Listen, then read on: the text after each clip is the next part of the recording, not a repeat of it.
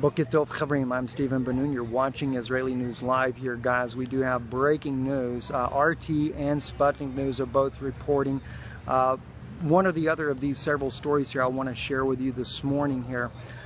Hillary Clinton is actually going to be meeting at the United Nations General Assembly. She's going to be meeting the Egyptian president and that of the Ukrainian president, Petro Poroshenko.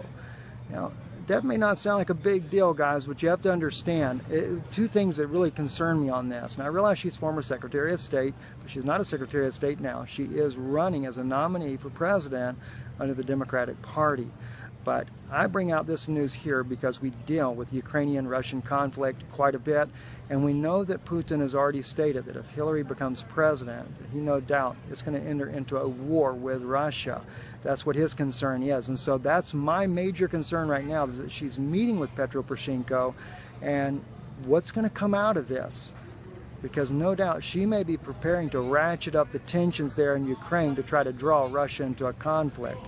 Also another one there, Israel. This morning, this was reported around 2:45 a.m. this morning, that Israel has retaliated in Gaza with airstrikes against Hamas leaders there for one stray missile that actually landed in southern Israel. Of course, there's no fatalities or injuries reported as a result of that, but they have struck back based on that as well.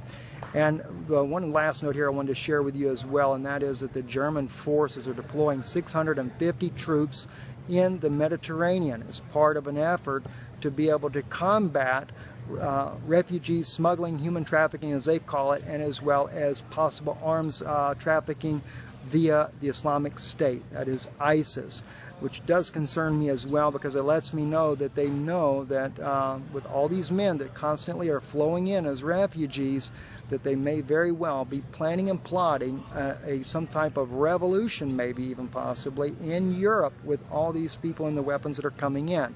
Again, we know that also on American Special Forces bases, many of the weapons went missing. As far as I know, they still have never been found thus far. So just very concerning things, guys, that are going on. I'm Stephen Benoon. You're watching Israeli News Live here in Jerusalem. Shalom.